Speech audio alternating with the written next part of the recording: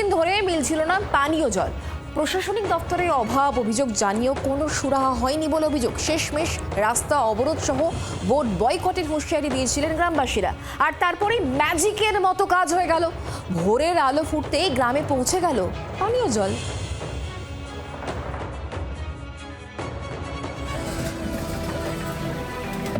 একেই বোধহয় বলে সোজা আঙুলে ঘি না উঠলে আঙুল বাঁকাতে হয়। দীর্ঘদিন ধরে পানীয় জলের দাবি তুলেছিলেন গ্রামবাসীরা, কিন্তু সুরাহা হচ্ছিল না। শেষমেশ ভোটের মুখে প্রশাসনের টনক নাড়াতে রাজ্য সড়ক অবরোধ সহ ভোট বয়কটের হুঁশিয়ারি দিয়েছিলেন। কাজ হলো একেবারে ম্যাজিকের মতো। ভোর হতেই গ্রামে পৌঁছে গেল পানীয় জল।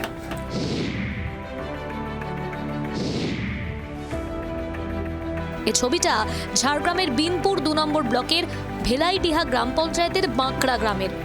গরমে এলাকায় জল সংকটের চেনা ছবি। গ্রামবাসীদের দাবি, এলাকায় পঞ্চায়েতের তৈরি করা কয়েকটি টিউবওয়েল থাকলেও রক্ষণাবেক্ষণের অভাবে সেগুলি এখন অকেজো। ব্যবহারের যোগ্য একটি মাত্র টিউবওয়েল থেকেও কিছুদিন ধরে জল মিলছিল না। জলের সমস্যা ব্যাপক, সেটা বলে বোঝানো যাবে না যে জলের সমস্যাটা। আমাদের বাড়িতে তো সবাই লোকেরই তো ট্যাপ বসিয়েছিল, কিন্তু এখনো পর্যন্ত কেউ জল আমরা পাই নাই, জল পড়ে নাই, কেউ পাই নাই এত বড় গ্রামটাই। জলের সমস্যা বেশি হয়ে গেছে গেলে সময়।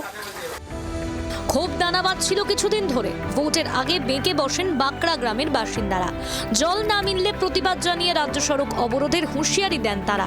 24 ঘন্টা কাটতে না কাটতেই গ্রামে পানীয় জল পৌঁছে দিল পিএইচই দফতর। বিরোধীদের দাবি, এখন ভোট হাতছাড়া হওয়ার ভয়ে তড়িঘড়ি জল পাঠানো হচ্ছে। জবাব দিয়েছে শাসক শিবিরও।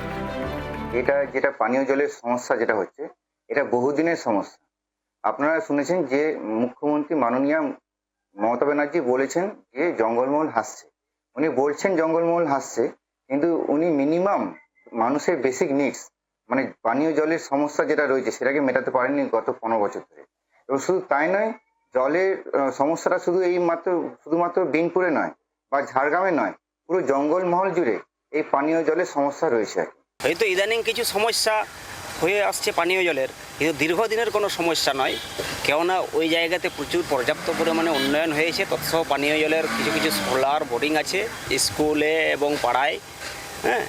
কিন্তু সেইটা হয়তো বিরোধী হিসাবে তুলে ধরছে যে কোনো একটা টিউবওয়েল দীর্ঘদিনের খারাপ হয়ে আছে। দীর্ঘদিন খারাপ হওয়ার কারণ, দীর্ঘদিন টিউবওয়েল হওয়ার কারণে লেয়ার সেখানে হয়তো পাওয়া যাচ্ছে না, সেটা অকেজো হয়ে আছে। আপাতত গ্রামে পানীয় জলের ক্ষোভ কিছুটা কমলেও গ্রামবাসীরা হুঁশিয়ারি বজায় রেখেছেন। তাদের সাফ কথা, ভোটের মুখে পরিষেবা নিয়মিত না হলে বা ফের জলের অভাব দেখা দিলে আন্দোলনের পথে হাঁটবেন তারা। বৃহস্পতিবার ভোট প্রচারে এসে বিনপুরের ডোমশোলে গ্রামবাসীদের বিক্ষোভের মুখে পড়েন রাজ্যের মন্ত্রী বীরবাহা হাঁসদা। তাকে ঘিরে রাস্তা ও পানীয় জলের দাবিতে সরব হন গ্রামবাসীরা। সৌরভ চৌধুরীর রিপোর্ট, জি 24 ঘন্টা।